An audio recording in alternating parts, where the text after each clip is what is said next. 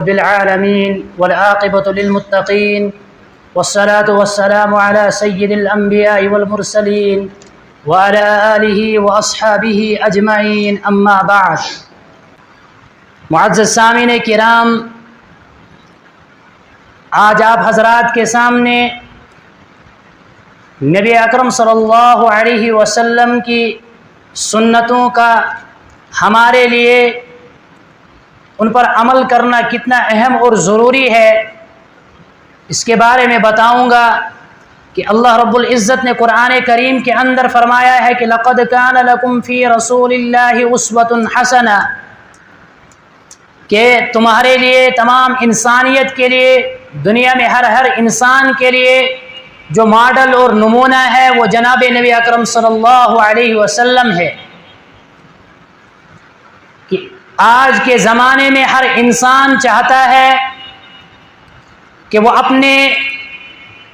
اس کے پاس جو چیز ہو اس کی تشہیر کرے، اس کو دنیا میں پھیلائے، دنیا کے کونے کونے تک اس کو پہنچائے. اس کے لیے طرح طرح کے وہ کام کرتا ہے تاکہ اس کو کامیابی ملے. اسی طریقے سے امت مسلمہ کو اگر کامیابی چاہے، اگر وہ چاہتے ہیں کہ دنیا و آخرت میں کامیاب ہوں، تو ان کے لیے ضروری ہے کہ وہ نبی اکرم صلی اللہ علیہ وسلم کے ہر طریقے کو اپنائے، اپنی زندگی میں لائے، اس پر عمل کرے. جیسے ہم مسجد میں آتے ہیں، آنے کے بعد امام صاحب مصلی پہ بیٹھتے ہیں، نماز کے لیے کھڑے ہوتے ہیں، نماز شروع کرتے ہیں، تو جتنے مقتدی ہوتے ہیں ہر مقتدی کے لیے ضروری ہے کہ وہ امام کی اقتداء کی نیت کرے.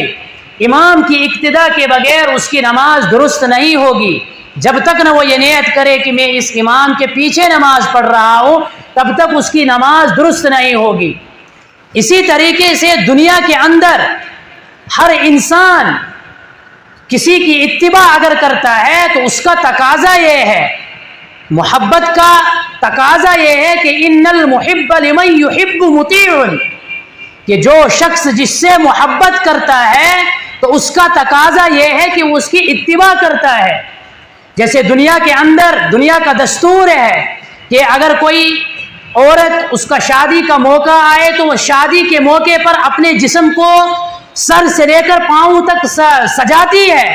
ہر وہ چیز استعمال کرتی ہے جس چیز کے ذریعے سے اس کو لگے کہ جس کے لیے وہ تیار ہو رہی ہے وہ اس کو پسند کرے.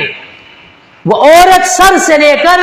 پاؤں تک چھوٹی سی چھوٹی چیز بھی نہیں چھوڑتی ہے جس کو اپنے جسم پہ نہیں لگاتی ہے. اس کی وجہ یہ ہے کہ اس کا جو شوہر ہے جس کے ساتھ اس کا نکاح ہو رہا ہے، وہ چاہتی ہے کہ اس کو میں اچھی لگوں، وہ میرے ساتھ محبت کرنے لگے، تو اس کے لیے وہ ہر ایک کام کرتی ہے. اسی طریقے سے دنیا کے اندر رہنے والا انسان اگر سر سے لے کر پیر تک اپنے آپ کو سنت نبی سے آراستہ اور پیراستہ کرے گا تو اللہ کے یہاں وہ محبوب بن جائے گا، اللہ اس سے محبت کریں گے. چونکہ قرآن کریم کے اندر اللہ رب العزت نے بیان کیا ہے، قُلْ إِن كُنتُمْ تُحِبُّونَ اللَّهَ فَاتَّبِعُونِي يُحْبِبْكُمُ اللَّهُ، کہ اے نبی جی صلی اللہ علیہ وسلم، آپ اس انسانوں سے کہہ دیجئے، ان لوگوں سے کہہ دیجئے کہ اگر آپ اللہ کے یہاں محبوب بننا چاہتے ہو، اللہ کے یہاں اپنا مقام اور مرتبہ بنانا چاہتے ہو، تو اس کے لیے شرط ہے کہ تمہیں حضور کی اتباع کی مہر اپنے اعمال پر لگوانی پڑے گی.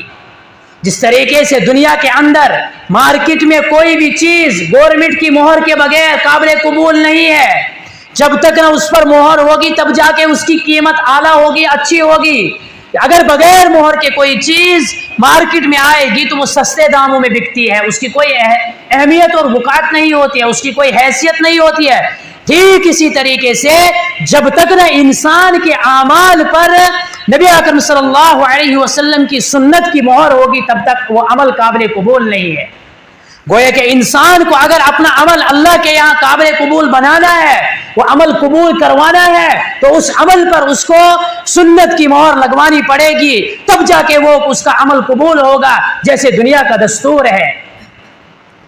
اللہ کے یہاں محبوب بننے کے لیے اس کے حبیب کی اتباع لازم اور ضروری ہے. حضرت امام مالک علیہ الرحمہ فرماتے ہیں انہوں نے اس سنت کو نوح علیہ السلام کی کشتی کے ساتھ تشبیہ دی، فرمایا کہ ان السنت مثل سفینۃ نوح، کہ سنت نبی اکرم صلی اللہ علیہ وسلم کا طریقہ، ان کی سنت حضرت نوح علیہ السلام کی کشتی کی طرح ہے۔ من رکبہا نجا، جو شخص طوفان نوح کے وقت حضرت نوح کی کشتی میں سوار ہوا وہ کامیاب ہوا، وہ طوفان سے بچ گیا۔ اسی طریقے سے جو سنت کی اتباع کرے گا، سنت کو اپنی زندگی میں لائے گا، اٹھنے میں، بیٹھنے میں، سونے میں، چلنے میں، ہر وقت اس کو سنت کا خیال رہے گا، گویا کہ اس نے اپنے آپ کو اس طوفان سے بچا لیا جو طوفان دنیا میں بدی کا اور برائی کا پھیلا ہوا ہے۔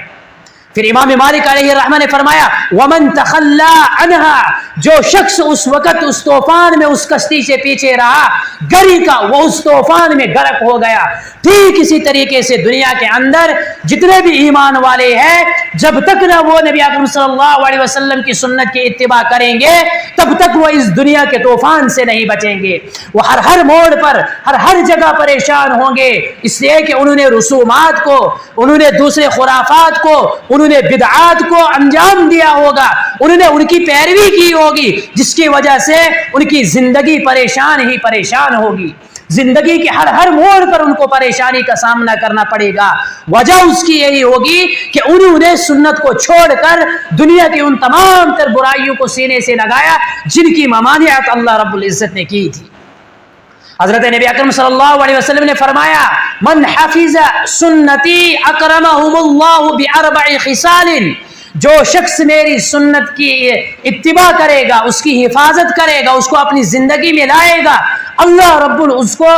العزت اس کو 4 بڑے انعامات سے نوازے گا۔ اللہ اس کو 4 انعام دے گا۔ سب سے پہلا انعام جو اس کو ملے گا المحبت فی قلوب البررہ، نیک لوگوں کے دلوں میں اس کی محبت اللہ بٹھائیں گے۔ جیسے حدیث پاک میں آیا ہے کہ اللہ رب العزت کے یہاں جب کوئی بندہ محبوب ہو جاتا ہے تو اللہ عرش پر اعلان کرتے ہیں، حضرت جبریل سنتے ہیں، وہ فرشتوں کو کہتے ہیں کہ فلاں ابن فلاں اللہ کے یہاں محبوب ہو چکا ہے۔ پھر فرشتوں کو حکم ہوتا ہے کہ دنیا والوں کو بھی کہو کہ اللہ اس سے پیار کرتا ہے، تم بھی اس سے پیار کرو۔ تو وہ کب ہوگا؟ وہ تب ہوگا چونکہ اللہ رب العزت نے قرآن کریم کے اندر ہمیں بتایا کہ تمہارے لیے رہنما، تمہارے لیے مقتدی اور پیشوا کوئی نہیں ہے، صرف اور صرف نبی اکرم صلی اللہ علیہ وسلم ہے۔ لقد کان لکم فی رسول اللہ اسوۃ حسنہ، تم دنیا کے اندر کسی ماڈل کو تلاش مت کرو، تم دنیا کے اندر کسی بڑے سے بڑے ماڈل کو تلاش کرو گے تو تمہیں وہ گمراہی کی طرف لے جائے گا۔ تم اس کی اتباع کر کے اپنے جسم کے ہر چیز کو اس چیز کے